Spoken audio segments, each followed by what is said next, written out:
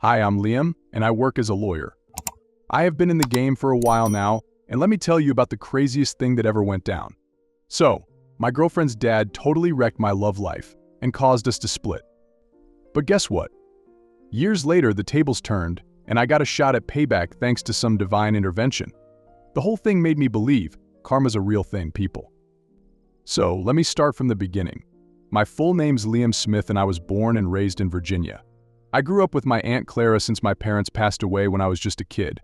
She has been like a second mom to me and is the one who has been holding it down and raising me right, all along. The day my parents died is burned into my brain like a bad tattoo. That wreck messed me up for years, and it took me a while to even talk about it without feeling like I was going to lose it. And even now, just thinking about it sends shivers down my spine. It was just another boring day, and my parents were driving us to see my grandma in the next town over. Everything was totally normal and mundane, but little did we know, fate had something tragic up its sleeve. We were cruising along and chatting all along the ride. Dad was on the wheel and Mom was singing some country songs.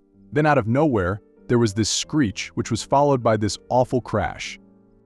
Our car got slammed and started to spin out of control. Suddenly, the comforting voices of my parents were all drowned out by the chaos of the crash. Panic hit me like anything, and I started scrambling for anything to grab onto. Outside, it was like a blur of noise and movement. Glass breaking, metal twisting, smoke in the air, and the whole wild thing. My whole world felt like it had been turned upside down, and I was trapped in this nightmare, unable to make sense of what was happening. When things finally calmed down, I was left dazed and confused in the wreckage. My heart was pounding like anything, and I was praying for some kind of miracle. But when I looked at my parents, it hit me in full swing that they were gone. I remember tears clouding my vision as I reached out, hoping for some sign that this was all a mistake. But it was real. And in that moment, grief washed over me like a tidal wave, and my world literally shattered, and I knew there and then that things would never be the same now. Right after the car wreck, it was like everything had turned into a crazy blur. Lights were flashing, people were shouting, and there were sounds all over the place. It was way too intense. I remember the rescue folks pulling me out of the twisted metal mess and guiding me away from the wreckage. Smoke had filled the air and fear was all I could taste. Paramedics were hustling around and checking me over and loading me into an ambulance. Through it all, I caught a glimpse of my parents still stuck in the car, and it hit me hard. I reached out, hoping for some kind of connection, but they were gone. The ride to the hospital was a blur of sirens and lights, and a constant reminder of how fragile life was. I held on to this tiny bit of hope that maybe, just maybe, my parents would make it. But deep down, I knew it was a long shot. Their injuries were too serious, and when the truth sunk in, I was hit hard with grief. At the hospital, it was chaos with different tests, police investigation, and strangers offering condolences. But through it all, one thing was crystal clear: life as I knew it was over. But Aunt Clara proved me wrong completely. I figured I would be on my own and would deal with all the sadness and heartache, but she stuck by me every step of the way. Growing up, we had this awesome bond and we were always joking around and stuff. She was a bit older than my mom and never really got hitched and had always been like a second mom to me. Frankly speaking, I don't know where I would be without her. After losing my parents, she became my rock in a sea of darkness. She didn't hesitate for a second and offered me a roof over my head, a shoulder to cry on, and a hand to hold while I tried to make sense of all that had happened. I still remember the day when Aunt Clara came to my aid when I was all alone in the hospital after the accident. She had rushed into my room and was totally out of breath. "Oh, sweetheart, what happened?" "Aunt Clara, it's Mom and Dad. They are gone." She wrapped me up in a tight hug after hearing it. "Oh, my dear boy. I'm so sorry, Liam. You are not alone, okay? I'm here for you. We will get through this together." "I don't know what to do, Aunt Clara. I miss them so much." "I know, Liam. I miss them too. But we will take it one day at a time, all right? You are not alone in this. I promise I will be here for you, always." "Thank you, Aunt Clara. I love you. I love you too, sweetheart. We will get through this, I promise."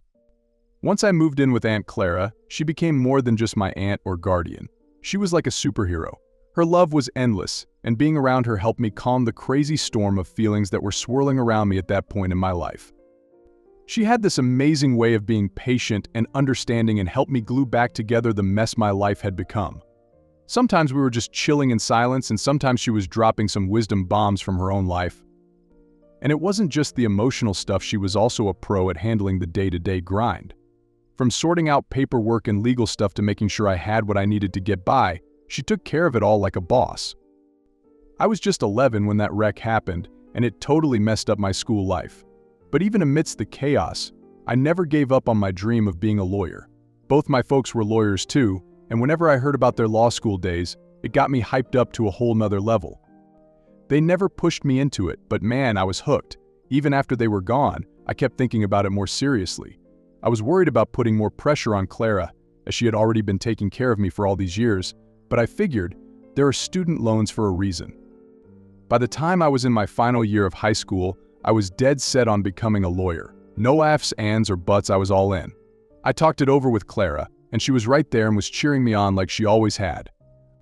"Aunt Clara, there is something I need to tell you. It has been weighing on my mind for a while now."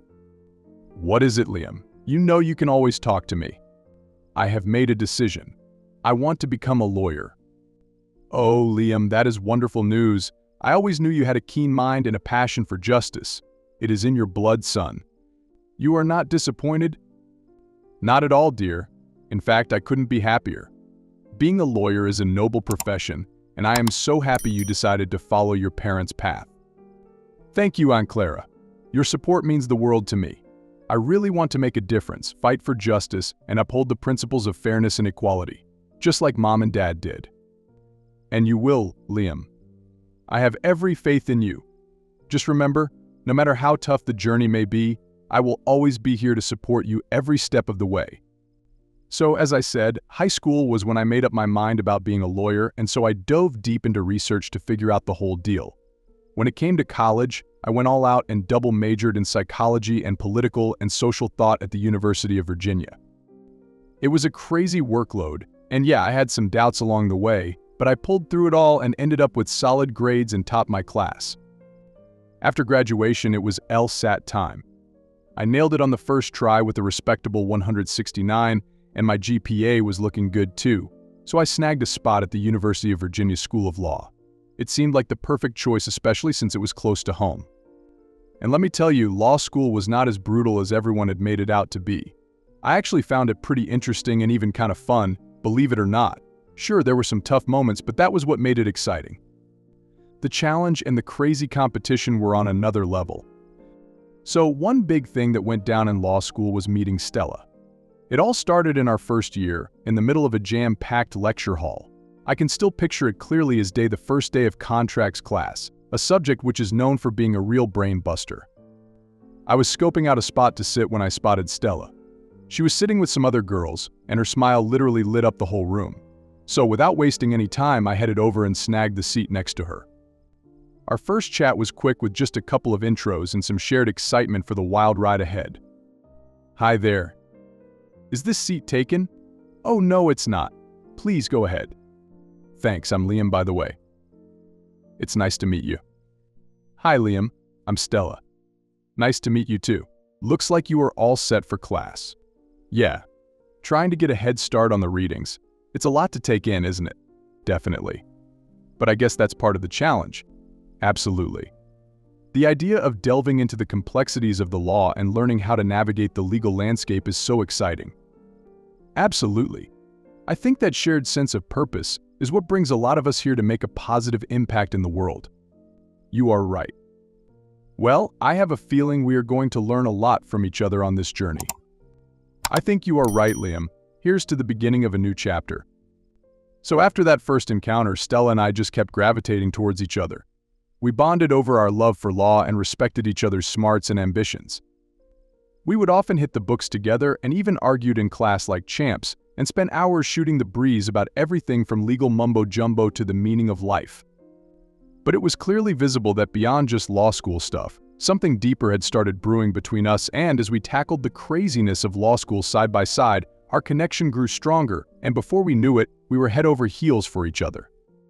From late-night cram sessions to stolen moments of pure joy, we made memories that would stick with us forever, and I felt like I had hit the jackpot by finding my soulmate in law school, just like my parents did. Fast forward a couple of years, Stella and I were still going strong and were in our final year of law school. Then, one day, she dropped the bomb by inviting me to have dinner with her family for Thanksgiving. Now, Stella's family was loaded. Her dad ran this huge tech company which was worth around $10 million, and on the other hand, I was just a regular dude, and the thought of meeting her dad and her family had me sweating all over.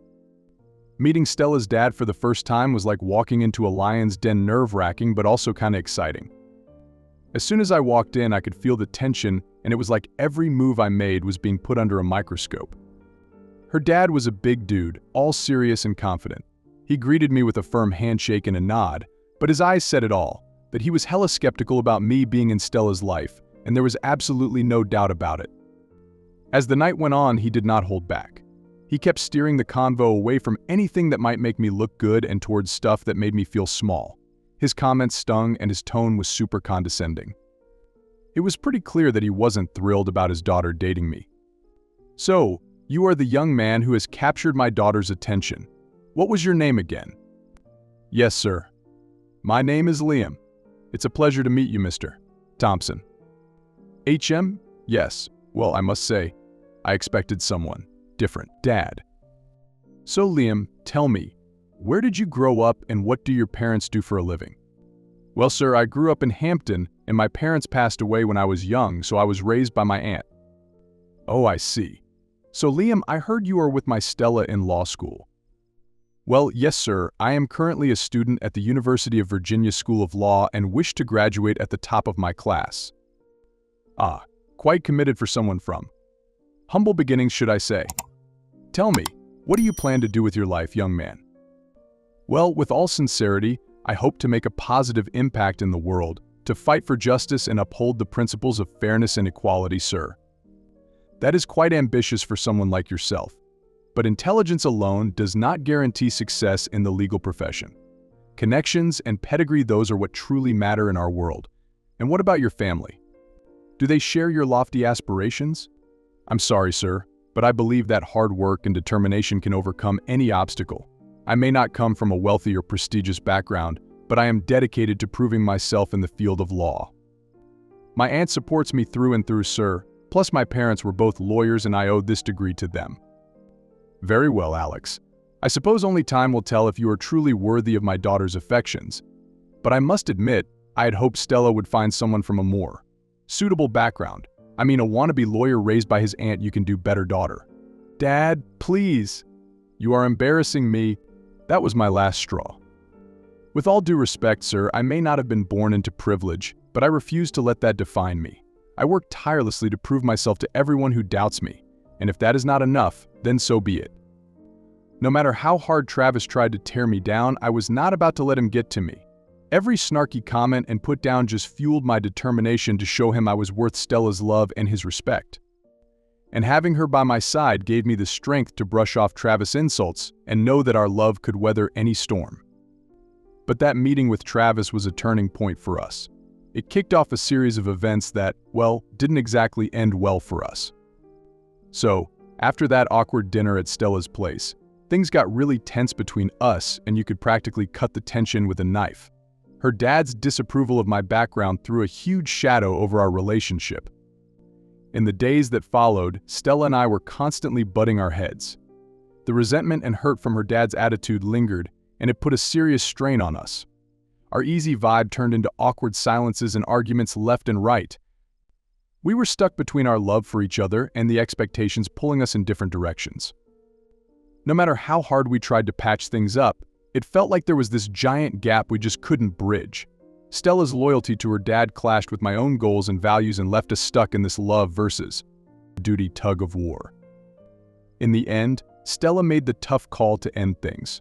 She felt like she had to stick to her family's expectations, and even though it broke both our hearts, deep down, we knew it was the right move. The days after Stella dumped me were rough. I spent the next few days just holed up in my room, which was totally unlike me. But eventually I pulled myself together and got back on track, focusing on my exams. Being in my third year of law school was no joke, especially with the bar exam looming over me. I was all about proving myself, so I hit the books hard. So I tackled that bar exam feeling like I totally bombed it and I even came home crying with Clara there to pick up the pieces. But turns out I passed with flying colors. After that came the character test, which was a breeze, and just like that, I was a legit lawyer. Sounds easy now, but let me tell you, it was anything but easy. I faced tons of hurdles along the way, but finally reaching my dream was the best feeling ever. Swearing that oath in the courtroom was a straight-up, pinch-me moment, and I was on cloud 9. The next few years flew by, and then, out of the blue, exactly 4 years after that awkward Thanksgiving dinner, I got hit with a case that totally caught me off guard. So, this dude Joshua shows up at my office looking all serious and stuff. He spilled the beans about working at this big-shot tech company, and as soon as he dropped the name, it instantly rang a bell of recognition in my mind. It was Travis' company, and I was very well aware of it.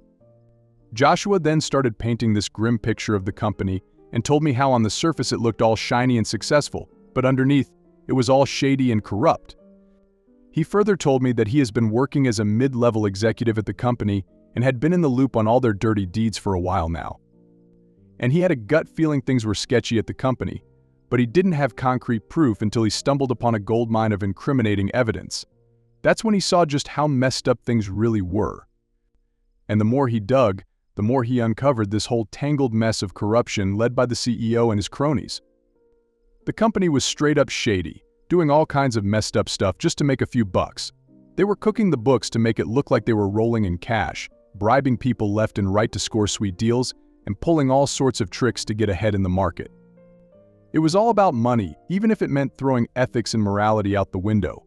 Moreover, they were cutting corners left and right when it came to safety and were totally ignoring rules and regs just to save a few bucks and get things done faster. The work environment was trash too, and the employees were stuck in dangerous work situations, and it seemed like nobody gave a damn about their health or safety. As Joshua kept digging into the company's shady business, he started feeling the heat. Turns out he wasn't supposed to know all this juicy info, and as soon as people knew about his knowledge, they were threatening him to keep his mouth shut. He told me that even if he promised to keep quiet, he knew that the CEO wouldn't just let him off the hook, so he made the gutsy call to spill the beans and blow the lid off the whole operation. "Mr. Liam, I need your help. My life is in danger, you have to help me." "Oh, slow down, bud. Take a deep breath and tell me what happened."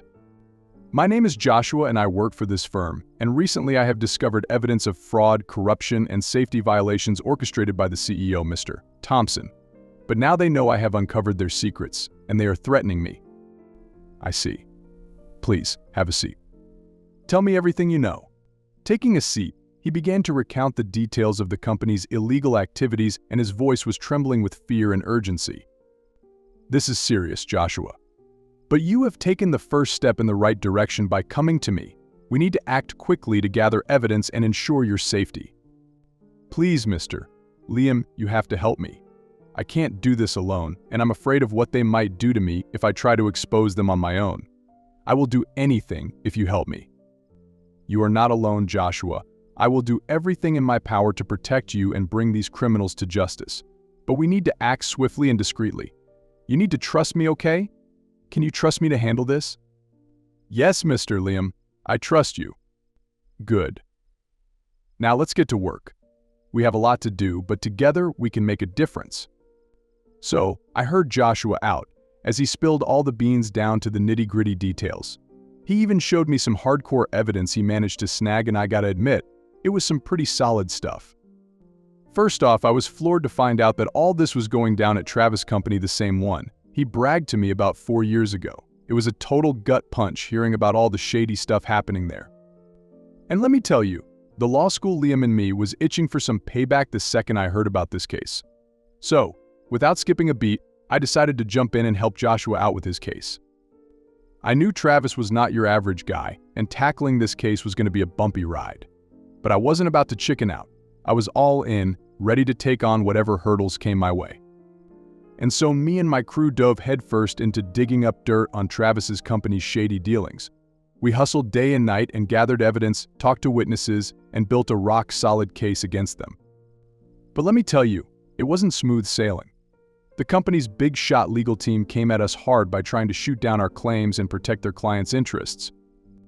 And as soon as Travis caught wind of me leading the charge, He started with the threats and bargains and tried to throw us off our game. When that didn't work, he went full-on sabotage mode. I was just chilling in my office one day when he decided to make his grand entrance. Ah, Liam, so good to see you. I trust you have reconsidered your position regarding our little situation. I'm afraid not, Mr. Travis. My commitment to justice and the rule of law remains unwavering. Come now, Liam, let's not be so naive. Surely you understand that everyone has a price. I'm willing to offer you a generous sum of money to make this all go away. And you can do this for me for old time's sake, right? I'm not interested in your money, Mr. Travis. What you and your company have done is unconscionable, and I intend to see justice served. Plus, there are no old times for us. You're making a grave mistake, Liam. Do you have any idea who you're dealing with? I have the power and influence to make your life very difficult if you continue down this path. I'm well aware of who you are, Mr. Travis, but I refuse to be intimidated by your threats. The truth will come out, and you will be held accountable for your actions. You will regret this, Liam. Mark my words. With that, he stormed out of my office, his bodyguard trailing behind him. Despite all the threats and drama, me and my crew were determined not to give in, and we were on a mission for justice, and nothing was going to stop us.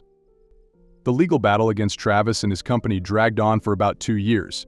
It was a real marathon, with tons of legal back and forth digging up info and filing motions left and right.